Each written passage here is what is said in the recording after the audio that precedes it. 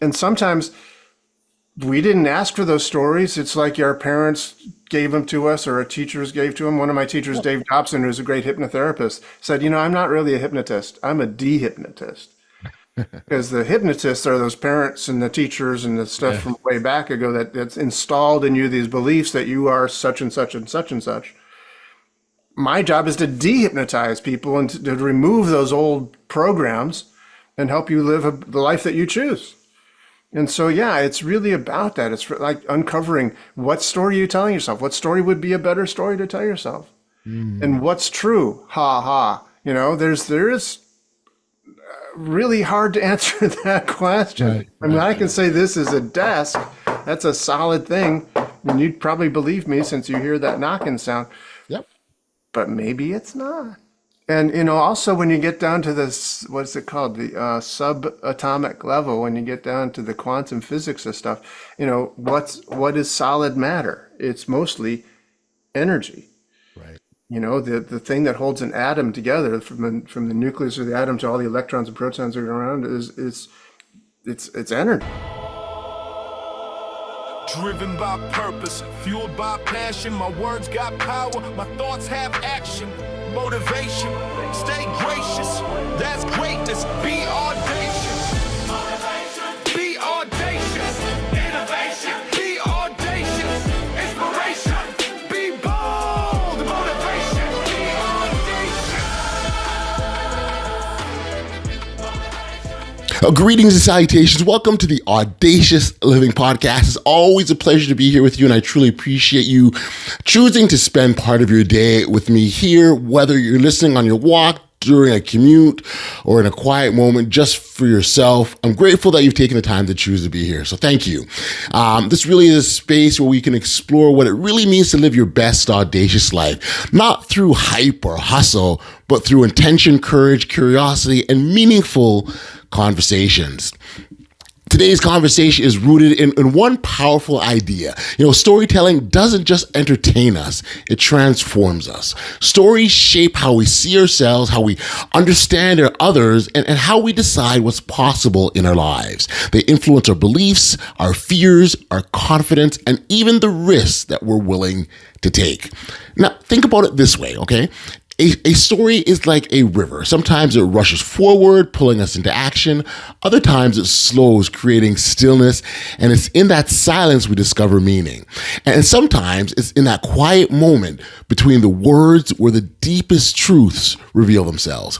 Today's episode explores how storytelling reshapes belief systems, why audacity and action leads to personal transformation, how everyone is already a storyteller whether they realize it or not, why silence can be just as powerful as sound, and how embracing mortality can actually deepen our appreciation for life. Our guest today is someone who lives at the intersection of storytelling, psychology, and transformation.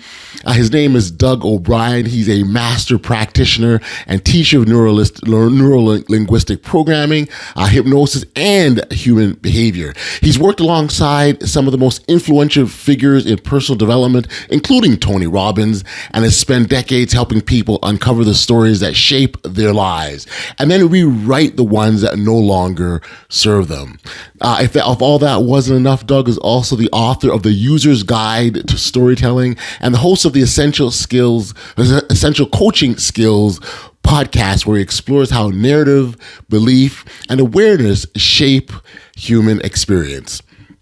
At the core, Doug's mission is simple but profound. It's to help people wake up from limiting stories and step into more intentional, empowered ways of living. This episode isn't just about storytelling as a communication skill. It's much more than that. It's about storytelling as a human survival tool. It's about how the stories we inherit, repeat, and protect often determine the life we live. And then how learning to question them can be one of the most audacious acts of all time. So let's get into it. Here is my conversation with storyteller, teacher, and transformational guide, Doug O'Brien. Enjoy.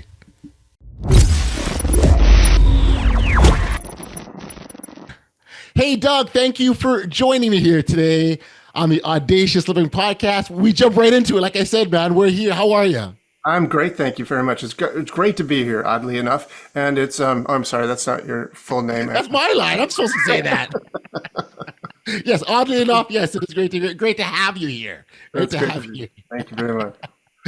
Listen, so appreciate the time that you take to do this. I truly sort of get charged and excited about the opportunity to engage in these types of dialogues that, excuse me, Sure. that could potentially have an impact, on the lives of others. And the way I oftentimes frame it is, you and I will be engaged in a conversation. Excuse me. People have an opportunity. I want some water here. People have an opportunity to eavesdrop on what we're saying and potentially take that and put them in a better place. And so this is really, really cool. You've got a path that you've taken with respects to helping individuals, shift their beliefs and through that process, change behaviors and unlock transformation, all sorts of great things that you do to help people sort of, access their inner power, if you will. So maybe as a starting point, Doug, I can get you to introduce yourself to our audience, talk about the work that you do and what's got you to the point that you're at now. Sure, man. I'd be very happy to do that. I find it a very boring subject for the most part, talking about myself, but, sometimes, a number of years ago, I was a master trainer for Tony Robbins in the 80s. And the head trainer of Tony wanted me to substitute for him. So he had to do something. So I was in front of this group of people. I was training people in between. It's a long story. But anyway, I was getting up there, I was doing this thing. And then halfway through, maybe half hour into this program, somebody raised his hand and I said, "Yes, sir." He said, "Who are you?" I said, "Oh, sorry, I thought you knew." And so, introducing oneself is actually a good thing. Yeah, so I'm Doug, and as you can see from my background, I don't know if this will be edited. You can see the piano in the background, but I am a musician. I was started off life, not really, but I started off my professional life as a musician, and somewhere along the lines, I got into doing neurolinguistic programming with Tony Robbins back in the 1980s, and then it sort of took over my life. And then suddenly, I was doing NLP all the time and hypnosis with Ericksonian hypnosis, which was kind of where NLP came from. And it became my full-time practice. I teach it. I was an NLP trainer, a hypnosis trainer. I was also doing coaching. I was an early adapter of coaching with a guy named Thomas Leonard, who invented the field of coaching. I don't know if you know his name or not, but you should. Oh. Thomas Leonard, amazing individual. He literally created the field of coaching. He wrote the first book on coaching, life coaching, not coaching. Yep. But so I've been around the block a few times, and it's been fun. I wrote a book on a thing called sleight of mouth. That is an NLP process about changing beliefs. And most recently, I've gotten really into storytelling. So I've written my second book now on storytelling, because I have found one of the things I found all through the years, when I was working with Tony Robbins, when I was working with Dave Dobson, all these Richard Bandler, all these people that I studied with over the years, is they're all good storytellers. And I just discovered that that's the common denominator. They're all good at that, and it captures people's attention. Yes. So that's where I'm at right now. I'm really embracing this field, and I'm amazed how deep the field is. I'm involved recently in this thing called the Woodstock Story Festival. It's coming up in October. Okay. There are some amazing people who do storytelling, and that's what they do. They are like professional storytellers, but the things that they accomplish in doing that is astonishing. Well, it really speaks to the power of language, right? And how these stories can literally transform people's lives, right? Yeah, I'm not trying to be exaggerative here, but they really, really can. You're not exaggerating even slightly. It totally does. And sometimes I think that is what does do it. As an example, I was also about 10 years ago or so, I got into this other therapy process called the havening techniques, where people use it's a psychosensory therapy. So the sensory part is they stroke their arms or their face in order to produce delta waves. But then there's the psycho part as well, where we're talking about different things, et cetera. So anyway, rather complicated, but simple on the surface, but I made a video about it and how it works and how this creates delta waves and it changes the chemistry in the brain and it gets to the AMPA receptors of the amygdala.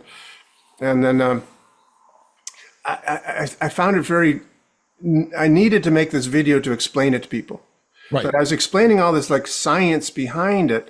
The director of this video said, do you have any stories about it that could illustrate? I said, oddly enough, I do. And so I told the story. In the story, by the way. I gotta tell, that's very smooth. That's very smooth. Oddly enough. Thank you.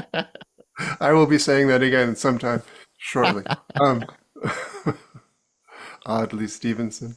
I love how, by the way, your name Oddly is audacious. You've tied that in together as well. It's really good. I will tell you a story about that because there is a story behind I that. want to hear. I figured there was. Yes, absolutely. So anyway, suffice it to say, it's the story that people remember when they watch that video. It's an 8-minute video about the havening techniques, but people go like, "Oh yeah," when you told that story about it, the 9/11 woman, it's like, "Whoa, I got it."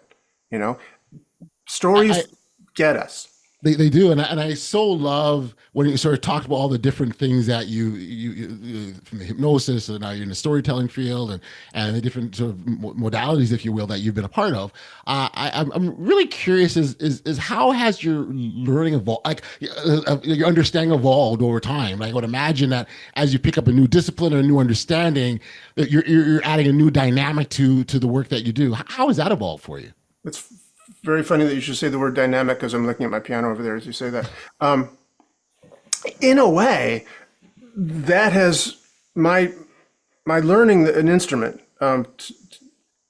has it affected all of my learning ever since then. Because to get good at something like that, like a piano or a guitar, whatever sort of thing it might be good, it requires practice. It requires dedication. It requires study, and it takes time. You don't get it overnight. I mean, there are people, I know there are people that just like seem to come out of the womb and they're like, and they're singing and they're great. Okay, fine. But you know what? Even those people practice a lot. Like early days of Tony Robbins, he often told the story about Michael Jackson. Okay. And he was saying, Michael Jackson was the king of pop in those days in the 80s and stuff. He was like, rock and roll god kind of thing. And he said, Michael is always practicing. And he had an essential question. Michael's essential question was, how do I make this even better? How do I make it even better? Which implies, of course, it's good. There's nothing wrong with it. It is good. But how do I improve it? And he was always working to improve. He was practicing his dancing and his singing. He was working out 6-7 hours a day. People don't see that. They see the ease that he has when he's on stage, but they don't see that hours and hours of practice. Yeah. So I learned, to get good at piano, and I did eventually get pretty good at piano, that it required that. And then when I was learning NLP, and it's like, you took in the old days in 1980s with Tony Robbins, it was a 15-day training of solid, like immersion, hard, dedicated 15 days of doing stuff. But that was just the beginning, and then I did that again. And then I did it with other people, with Richard Bandler and Robert Dilts. It took me years, to develop a sort of sense of mastery, if you will, of real ability to do that. I think that is been infused in my blood. It's like when I used to teach piano lessons for a living, that was my job, to teach piano lessons. I performed, yes, but you basically break even if you're lucky when you perform, because you got to pay for the bus to get there and all the equipment and the setup and the roadies, and it's like you don't make much money. At least at my level, I didn't make much money. So I taught lessons, and the proof is in the pudding, as they say. It was not enough for me to go over and say, "Okay, kid, this is how you play the Beethoven. Let me show you." Never that way, right? I want to get him to do it, right? I want to get him to do it. So yeah, that's really kind of where it's all come from. It's just adding another layer, So I've used the same approach to storytelling. So when I wrote the book on, the user's guide to storytelling, it was like, well, what are those steps? What are those things that you can practice? What are those things that you can do so that anybody can be a great storyteller?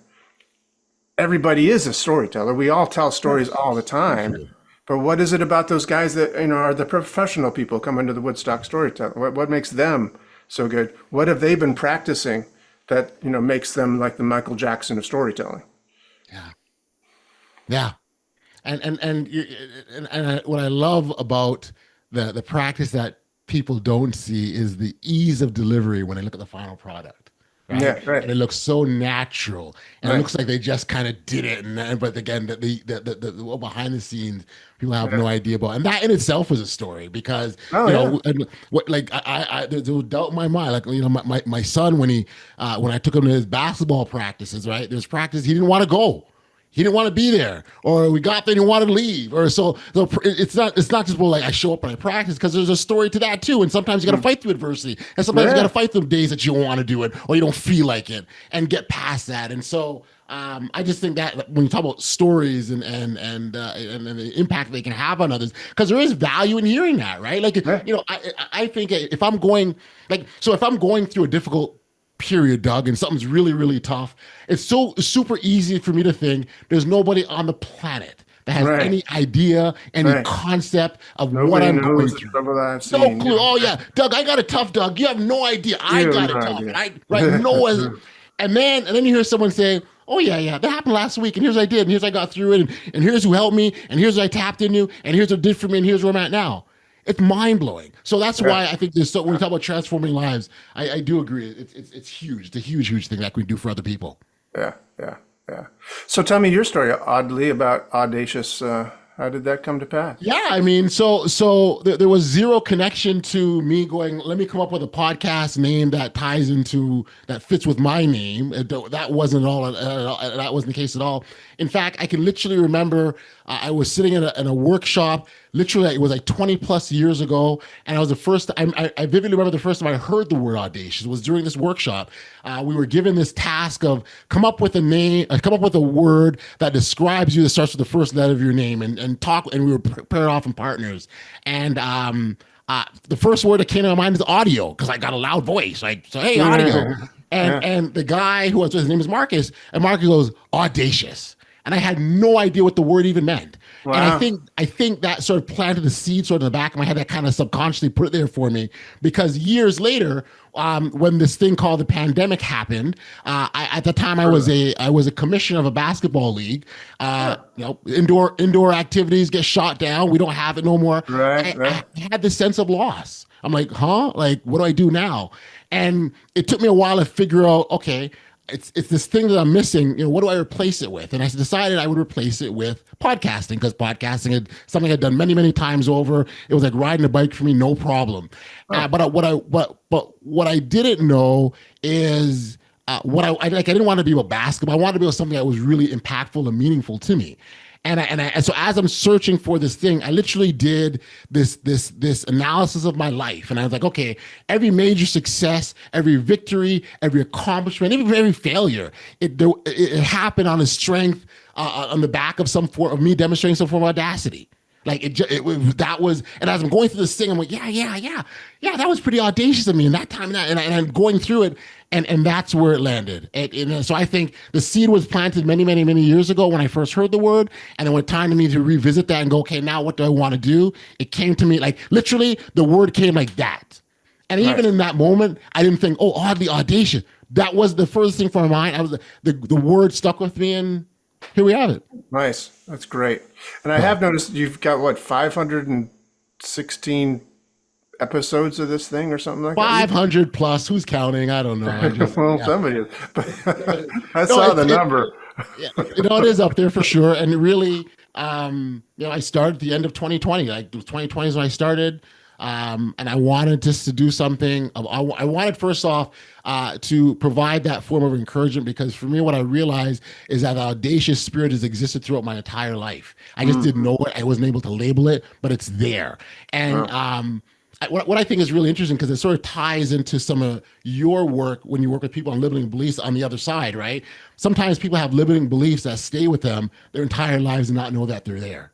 And they don't realize that those things are holding them back. So and they Right. And I'd love to kind of get into that with you, because I think that for a lot of people, there are a lot of people that walk around like zombies and have no idea why. Right. Yeah, And yeah, yeah. it's these limiting beliefs, right?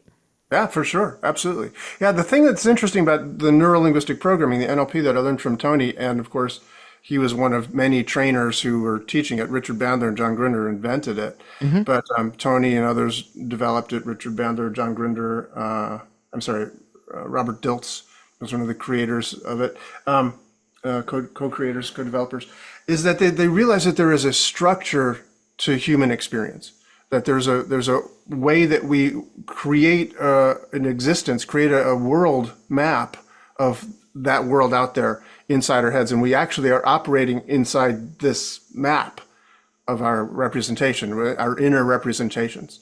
And that's largely held together with beliefs and stories that we tell ourselves. Right. You know, like I'm the musician who did this, or you're the basketball player who did that, and you know these stories. And yes, and this is what we have these stories that keep our self-concept together, right? And sometimes we didn't ask for those stories. It's like our parents gave them to us, or our teachers gave to them. One of my teachers, Dave Dobson, who's a great hypnotherapist, said, I'm not really a hypnotist. I'm a de-hypnotist. Because the hypnotists are those parents and the teachers and the stuff from way back ago that's installed in you these beliefs that you are such and such and such and such. My job is to de-hypnotize people and to remove those old programs and help you live the life that you choose. And so, yeah, it's really about that. It's like uncovering what story you're telling yourself. What story would be a better story to tell yourself? And what's true? Ha ha. There is really hard to answer that question. I can say this is a desk. That's a solid thing. And you'd probably believe me since you hear that knocking sound. Yep. But maybe it's not. And, also when you get down to this, what's it called? The subatomic level, when you get down to the quantum physics of stuff, what is solid matter? It's mostly energy. Right. The thing that holds an atom together from the nucleus of the atom to all the electrons and protons that are around it's energy, right? And if you took that atom and you increased it in size so that the nucleus was like the size of a grain of sand, let's say, the protons would be miles away. It's mostly empty space, but it's the energy that keeps it together. Yeah. So, what's reality? We don't know. But we create this reality in our brains and we operate on that. So if you can successfully, uncover the structure of what that is, and NLP hypnosis, it gives you the ability to do that, then you can change it to what it is that you want or would be better serving you. And it's really fascinating. And I just love this work. It's work, but I guess it's just life, and I just love doing it. So planning on retiring someday, but I don't know. I love the conversation, even just about energy, right? And because they can even take it a step further, look at, well, how do you generate energy? How do you create energy? How do you maintain the energy, right? And this conversation's got energy, right? Like it's so how do you? And then there's positive energy, which everyone wants to be around positive energy because it charges you, gets you excited, it motivates you, right? And so I think the energy conversation is a fantastic one. But yeah, what's interesting about that is that energy is energy. In a way, there's no real such thing as negative energy or I was having this discussion about stories about monsters. And it's like, in some cultures, monsters are great. They're healing energies. They cause you to be motivated to move and to do different things and to challenge and change. So, what's negative? When I'm working with, I'm a coach, right? So I work with a lot of people to help them get to where they want to go. And a lot of times people come and say, I have to think positive. I have to think positive. It's like, yeah. And if you don't, then what's going to happen? It's like, well, that's negative things. So yes, it is. Tell me what would happen if you don't do it. Because people move away from their pain. We have to know what's going to be motivating you. And if it feels bad to do that, embrace that. Feel bad, feel that bad feeling so that it can motivate you to go where you want to go. So sometimes negative energy or whatever is like, offering you a gift. Right. I'd love to talk about hypnosis for a moment here. Sure. And maybe if you is there a surprising myth or misconception about hypnosis that's out there that maybe we want to take this opportunity to demystify and break down? Well, yeah, if you're asking that question, then the answer is yes. Because if you knew the answer already, you wouldn't need to ask it. But yeah, there's a lot of misconceptions about hypnosis. And the thing that I think is good to know is that we, all of us, every one of us, has a conscious mind and what my teacher Dave Dobson referred to as an other than conscious mind. It could be sometimes referred to as the subconscious or the unconscious. You just think it's not conscious, it's the other than conscious. So that part of us, that other than conscious part of us, is really most of us. You know, our conscious mind is a little sliver of awareness, and the rest of us, how do I do this with my hands? I don't know how I do this with my hands. How do I form words? I don't know how I form words. How do I stand up and move backwards without falling over? I don't know how I do that, but part of me does know how to do that. Right. And I do it without thinking about it mostly. That's right. So that's other than conscious, right? So you could say that's kind of in a trance world. I don't know how I'm doing. I'm just doing it. It's just kind of. I'll sort of give the example, like, how many times in your car and you drive somewhere and you have no recollection of the journey there, and you're like, oh, Perfect. I'm here. And you're like, huh? And it's actually kind of a little scary too, because you're thinking like, why don't I remember how I got here, right? Like, that's the trance you're talking about. That's exactly right. So we're in trances most of the time, honestly. We're in trances most of the time. Most human beings are in trances their whole lives. They never even realize it, right? So again, Dave Dobson's thing, I'm there to hypnotize people. Okay. So to wake them up. Wake them up from the trances they've been living in and say, hey, is this really where you want to be going? Is this really what you want to do? Let's find a way to go into a better trance, a more appropriate trance, a more useful trance, so that you can succeed rather than, feel like I'm succeeding as being a victim. Right. Right. I'm succeeding as thinking I'm broken. No, I can't do it. Well, he can do that because he's audacious, but I'm not audacious. That's right. I'm not meant for that. That's not for me. Right. Right. It's like a story. It's a trance, Those narratives are so powerful, and that's why I absolutely love the question, why not? It breaks down the barriers, it opens up possibilities, it now infuses something in your mind that maybe wasn't there before, in terms of there's a sliver of possibility that this could be this as opposed to that which the story is that you're following and you believe, right? And so I'm a big fan of the question, why not? It's an audacious one too when you think about it, right? Like, it very much is.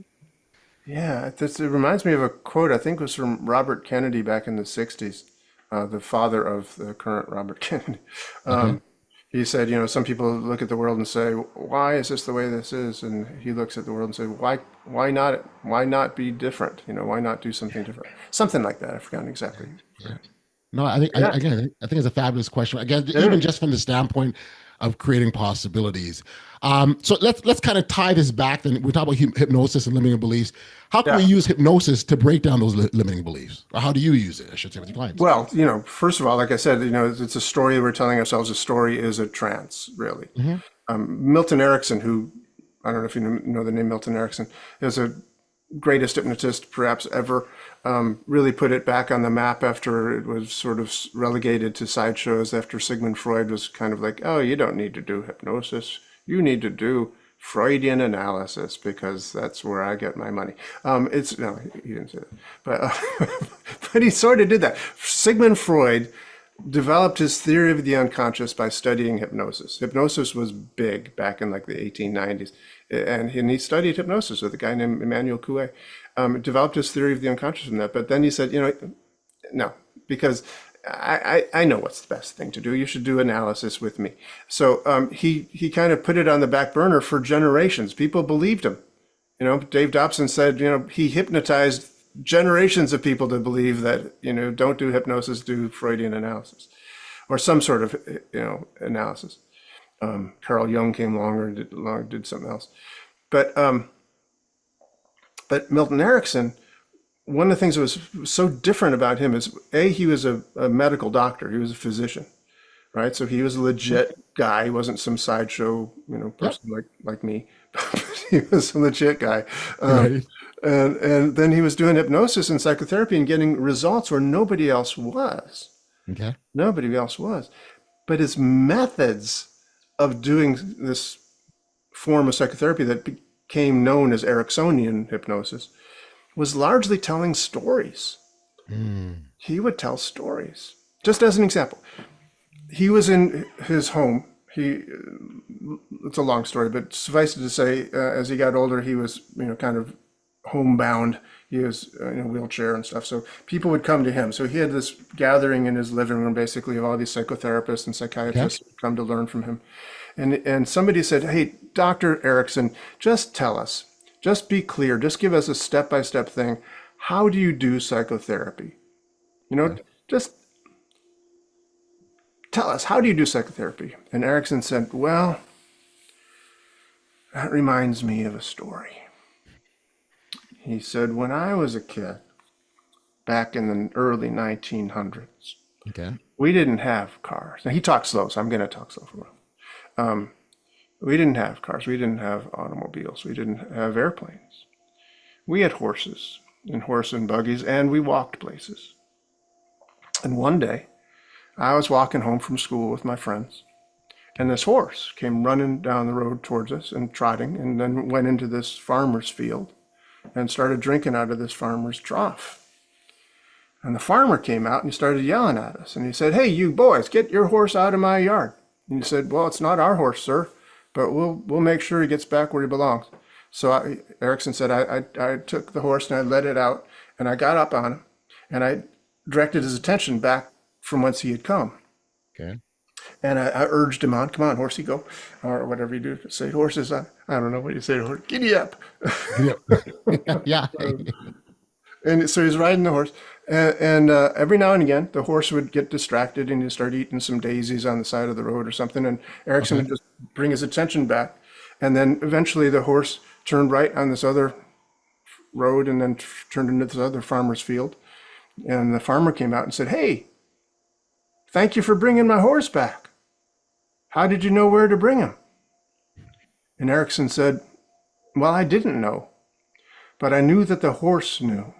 And all I had to do was keep his attention on the road." Then he looked up at the psychotherapist and he said, "And I think that's how you do psychotherapy." Keep people focused on the road.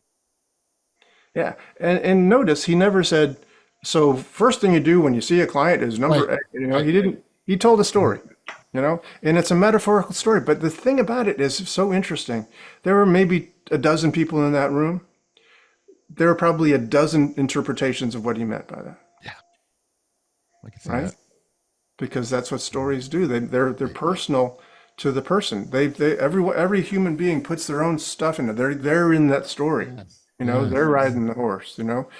And so much of that also depends on where they are. So, sometimes you'll hear a story today and it won't have the same impact as maybe tomorrow, the next week, the week Absolutely. after. It's based on where you are. It could be your development, where you are psychologically, emotionally, all these other factors. And that's why, again, the story so we talk about the unlimited power of stories. This is an example of it, right? Yeah. Absolutely. And that's why I'm so, enthused about this thing. I'm involved. It's funny because when I started doing the storytelling thing, I was really doing Ericksonian stuff. I was, Tony Robbins. When I went to Tony Robbins events back in the 80s and 90s, I was with him for 10 years. But I was a master trainer for the organization, so I hung around for a while. But I was always so moved and so impressed at his ability to just, hold the audience of 1,000 people in the palm of his hand through the power of his storytelling. He would tell these stories, and it was amazing because I'd been around enough. I'd heard him tell these stories a dozen times now. Right. So I'd be in the back of the room where the sound guys are hanging out and they're controlling the things and controlling the lights, and there's a lot of production value. For sure. So dimming the lights. And Tony, is famous for walking around and doing stuff on the stage, but he sits down on a stool.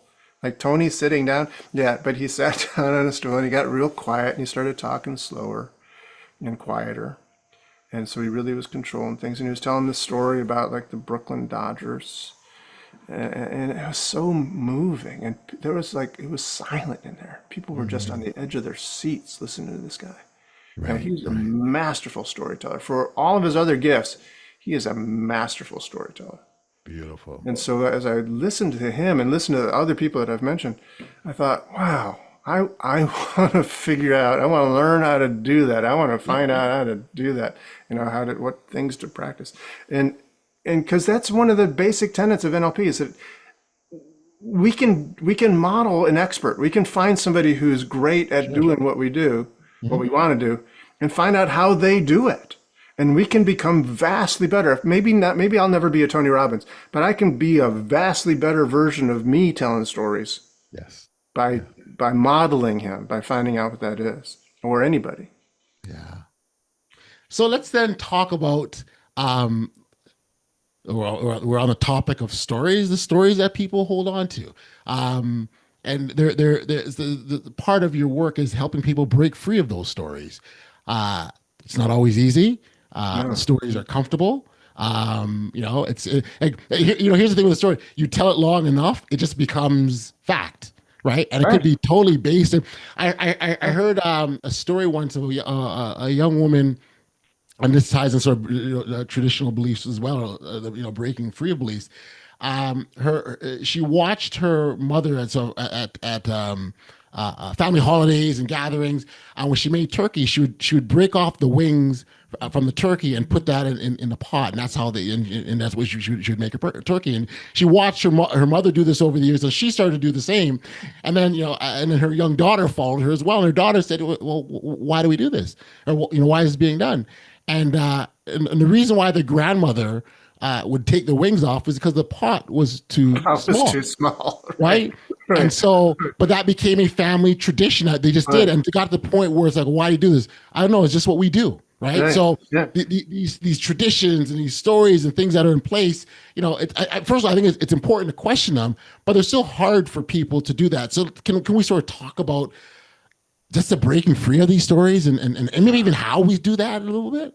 Yeah, no, you're absolutely right. Because it is, like you said, it's a story that's comfortable. It's been around for a long time, but it also has like other stories that are holding it into place as well. This is how I have a connection with my mother. This is how I feel a connection with my heritage, my grandmother, and it's who we are. There's a emotional connection to this story and the storyline, if you will. There are multiple stories that are there that it's hard to let go of. Who you are. There's an interesting, like I said, I'm going to be part of this storytelling festival at Woodstock, New York, where the festival happened. Woodstock, the Great Woodstock. Woodstock Storytelling Festival is coming up in October, and there's a bunch of amazing people coming there. One of them is a guy named Louis Melmandrona, who's a native storyteller and been around for a long time. But he says, somebody was talking about the use of stories for psychotherapy, and he said, well, we don't have psychotherapy in our culture because we don't have a word for self. We don't have a word for self. I thought, oh my goodness gracious, that's so interesting. He said, what we are is a collection of stories. Yes. And we're just a walking collection of stories. And so that's really hard to let go of those sometimes, because you feel like if I let go of that story, then I lose my connection with my mother who cooked the turkeys that way. Right. Who am I if I'm not that? Right. That's right. And that's so hard to let go of those things. And that's half the battle sometimes is just to say, what if you could? Why not that, as you say? Yeah. Well, and I think this is where we can bring it back to the podcast. This is where the courageousness comes in, the boldness to step into that and question things, the audacity to say, wait a second, that's a story, but is it true? Or even maybe at one point it was true, but are the conditions the exact same where it still is true today? And I think that's an important question, right? So it's not to say that all the stories are false and made up and, they're made believe. It's perhaps they were true, but are they still true? And that's a fair question to ask. Yeah, for sure. So tell me about you. So you're a basketball player? Um, I oftentimes classified myself as a playground legend Okay. until I stopped growing. Everyone grew taller than me, right? And I'm like, okay, let's try to do something else, right? So up Well, until how old were you when that happened? Tell me about that. up until grade 7, I was the king, and then the wheels fell off after that. I was like, okay, let's Wow. move in a different direction. But We still love the we game. Still, it was a big part of me. Yeah, I was fortunate enough to kind of work in it professionally. you did. Lots of sort of really cool experiences and life lessons came from that. And it's part of sort of my story, my evolution. As you talk about yourself and different things you've done, I can relate a little bit to that. And I find now I'm drawing from different things I've been a part of to help feed and mold who I am now. And it's always evolving, which is really cool because new Yeah. dynamics and new layers being added.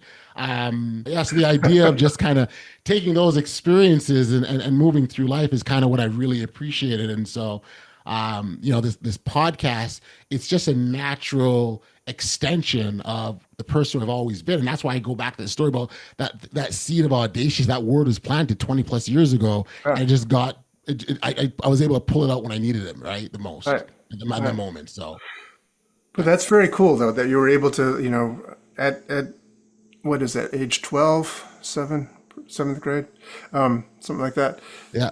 to redefine yourself, to find a different story. You were the king of Yeah. the playground, but then suddenly it's like, "Whoa, wait a minute." By Yeah. the way, Yeah. just for the record, the same thing happened to me. Not exactly the same thing. I was never the king of the playground, but I was tall for my age. Yeah. I played basketball and I played like forward. I was like power forward and I was a Yeah. good jumper. I was leading rebounder on the team. Yeah. And my freshman team, I was fit perfectly. I was power forward. And then everybody kept growing and I didn't quite realize it. I thought I was still as tall as I was Yeah. until in the junior varsity team, they said, and I was still probably like the third leading rebounder on the team, but they said line up according to height for the yearbook picture. Yeah. Yeah. And I knew I wasn't taller than the centers. Those were big guys. But I thought I was like maybe fourth tallest or something. People kept going, "Get out of here, O'Brien, I'm telling you." And I ended up being the second shortest person on the team. And I didn't even know it Wow. until that Wow. moment in time. Yep. So suddenly it was like, Yeah, your world shifts. Who am I? What do I do next? Where do I go? Oh my gosh, I can't do it. Like you go through all that, right? And yeah, I think the one thing that I more than ever before realized how much of a blessing is I've always been not afraid to try things. I've always kind of been this curious guy, like what's that over there? What's that? Like really inquisitive. And I think that's guided all my steps and all my paths, right? Like nice. Yeah, there's things I've entered into that I had no knowledge of or idea where I was going, but I tried anyways, right? And so that yeah, goes back to the whole why not thing, which is very, very cool. yeah, yeah. There's a piece about storytelling I would love to get your perspective on, and I've heard people talk about the importance of silence and Mm, how silence, even in moving a story. I know it's part of a storytelling technique, but even silence on its own, how powerful that is. yeah. What's more powerful, storytelling or silence? Which of the two would you go with? Well, it's not one or the other. It's both. Hmm. It's both. It's interesting actually that you should say that because I'm working on a story. We're on Zoom, so sound probably doesn't work that good. I'd play an excerpt for it for you. But part of the story that I'll be telling at the Woodstock Storytelling Festival is about exactly this situation. What's more Okay. important, the music or the notes, or, the the silence or the Mozart used to say, "Oh wow, I moved my props." Oh no, Mozart used to say that silence is as important as the notes because without the silence, there's like no holes in the doily. There's no Yes. holes in the lace. It's just a piece of cloth. But with holes in it, the silence in it, then it becomes a pattern. Then it becomes a lacework pattern, like a doily. I rearranged my furniture recently. I used to have a table right here Okay. with Yeah. some doilies on it that my Okay. mom Okay. had made. So, oh well, you'll just have to use your imagination. But yeah, silence is really important.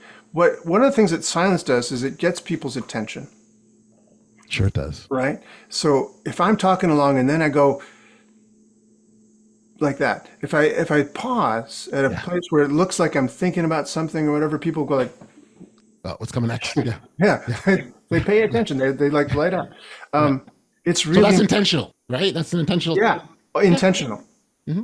Intentional, absolutely. So there's this piece that I'm playing of Chopin's over there that I'll play it real Sure. quick. Let's give it a shot. Give it a shot. It probably won't sound very good on the Zoom because Zoom has bad audio for music. But I'll just get to the ending Yeah. where the silence is. So Okay. it goes like this. So it's la la la la la. So we're going.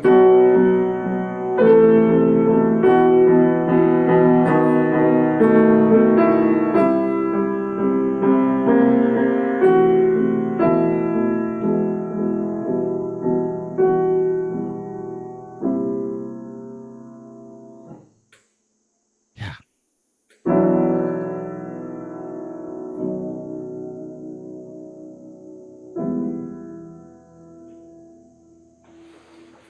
And that silence is a half note, but it's got a little thing over it that means you can hold it as long as you want to. Yeah. It's dramatic. It's Yeah. that dramatic pause that, is like people hold their breath during that moment. Yeah. It gets the attention. Drama, dramatic is a word that exactly comes to mind. Absolutely. It's that powerful. Yeah. Yeah. Man, this has been Yeah. good. This has been good. Doug, question I ask all my guests, and I'd love to get your take on it. What does audacious living mean to you? Well, that is a wonderful question because, there's a bagel store in town called Bodacious Bagels. Okay. Yeah, and I love those two words. I love bodacious. I love audacious. I think it's wonderful that you have this podcast. I think that you've embraced that name, embraced that way of thinking and of living. Because you know what it is? It's about taking risk. It's about taking risk, and it's not being stupid, not stupid risks, but being a little fearless to try something new. I kind of live by the principle that, anything worth doing is worth doing poorly at first. Just give it a go, try it, learn by failing. When we were kids, we never thought, oh, I'm not going to be able to fly if I jump off the stoop. I'm going to fly. Yeah. And we would just try shit. We would just do it. We want to be like kids. We want to just say, yeah, I'm going to start a podcast. Yeah. I'm going to, just do it. Boldness has genius in it, as Goethe you would say. So we want to do that. We want to use that inherent genius of us to try these things and do it and be audacious in it. If it didn't work, do something else. That's it. Yeah. That's it. I love that. I love that.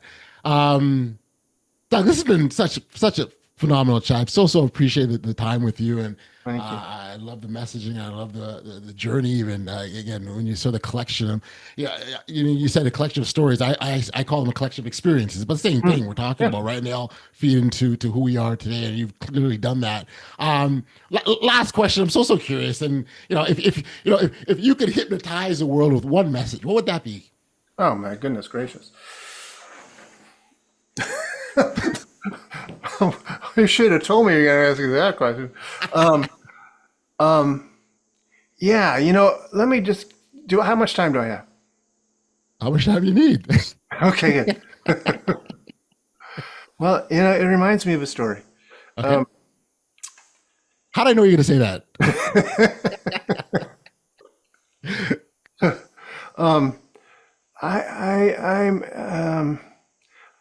I've been silence. There's so much about life is precious, Right. but death is part of life. And a long time ago, I was my father died on my 21st birthday, and it was an important moment. But it kind of screwed me up for a while because I was terrified. I thought I was going to die. Whenever I got excited, I thought my heart would be too fast and I'd have a heart attack too, and I'd die. And if I ran too fast, lots of weird shit was going on. And plus, I was in college and experimenting with things. Sure. And I read this book by Carlos Castaneda called The Teachings of Don Juan, which was theoretically, I don't know if it's really true or not, but it was at the time I believed it to be like a doctoral thesis that this Carlos Castaneda, an anthropologist, had done about studying a Yaqui Indian medicine man. And the teachings of Don Juan were how to, basically live life as a sorcerer, as a warrior, in their tradition. And one of the things Don Juan taught Carlos is that you have to treat death as a ally. Okay. Death is an ally, because we're all going to die, And one of my favorite quotes is by a woman named Mother Ann Lee, who was the founder of the Shaker religion. Okay. Shakers, it's a long story, but the Shakers don't exist anymore because she believed and taught her people that we're all brothers and sisters. Of course, you don't have sex with your brothers and sisters, so they stopped having Shakers. There are no more Shakers. They died out. But it was a cool religion, and you still see Shaker furniture around and Shaker boxes and things. But one of the things she taught was, she said, live your life as if you knew you're going to die tomorrow, and at the same time as if you knew you're going to live for 1,000 years. So that idea of having that balance, that both, if I'm going to die tomorrow, then I'm going to embrace, right. This is my final podcast ever. Yes. Thank God it's with you. This has so been fun. I'm going to enjoy, oh my God, I can drink water. Oh, right. Fresh, clean water. I've got a roof. It's like every moment is precious. Yes. And if I'm going to live for 1,000 years, then when I make that Shaker chair, make that Shaker box, I'm going to do it right. I'm going to put care in it, and I'm going to make sure that this box lasts me for 1,000 years. I put a lot of energy into it. So I think that balance of appreciating that, life is fleeting, but it's nothing to be afraid of. Right. We're fine. We just have to embrace this life and, treat the fact that, death is stalking us. Carlos Castaneda also said that. It's like, you want to write a book, write that book, get going, dude, do it now. Tomorrow's not coming. I love the perspective. I do. And I think it's absolutely right. Write that book now. Be that audacious, take that audacious step. Appreciate the moments. Life, absolutely without question, is a beautiful, beautiful thing.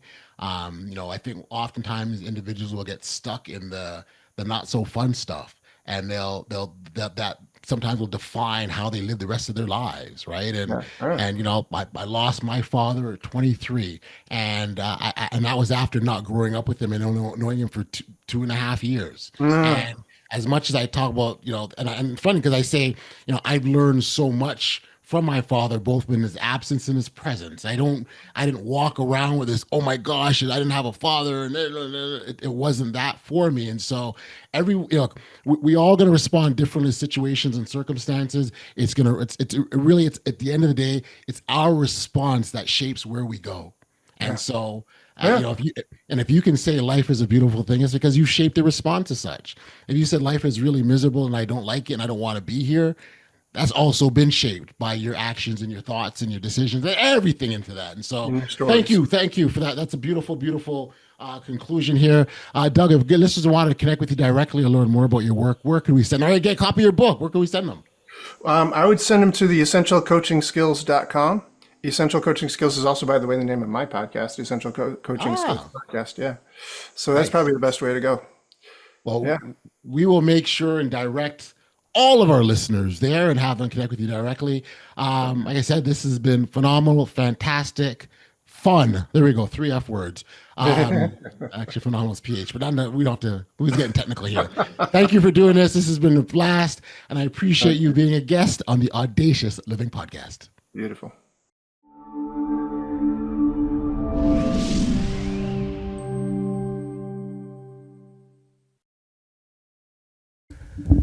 Back way here on the podcast, when I think about the conversation with Doug, what stood out to me was the idea that we're not broken. We're just running old stories. And that one hit me really deeply. So often we think change requires becoming someone new, when in reality it's about remembering who we've always been, beneath the noise. Doug reminded us that transformation doesn't come from force. It comes from awareness, from curiosity, from the willingness to pause long enough to notice the story we're living inside of. I also loved how he spoke about silence, not as an emptiness, but as space. Space for meaning, space for awareness, space for growth. In a world that constantly demands noise and motion, choosing stillness might just be one of the most audacious things that we can do for ourselves. And then the idea of death as an ally, that reframed everything for me, not as something to fear, but as a reminder to live fully, intentionally, and with purpose right now. If you'd like to continue this conversation to explore Doug's work more deeply, you can find him at his website, essentialcoachingskills.com. And as I mentioned before, he also has a podcast of the same name. I will make sure that, all the appropriate links are in the show notes below, and you can tap into him that much more quicker. Now, but before we go, here's the truth, okay? Every one of us is living inside of a story, but we also have the power to edit it. Audacity isn't about being loud or reckless. It's about being honest. It's about choosing curiosity over fear. It's about asking, what if there's more? And sometimes the most courageous thing we can do is pause, listen, and write the next chapter with intention. So I want to thank you for being a part of this journey with me and helping me write my own story. If this episode resonated with you, please take a moment to like, follow, subscribe, or share, or leave a review. It helps this message reach others who might need it right now. Until next time, live boldly, live curiously, and always live life audaciously. Driven by purpose, fueled by passion. My words got power, my thoughts have action. Motivation,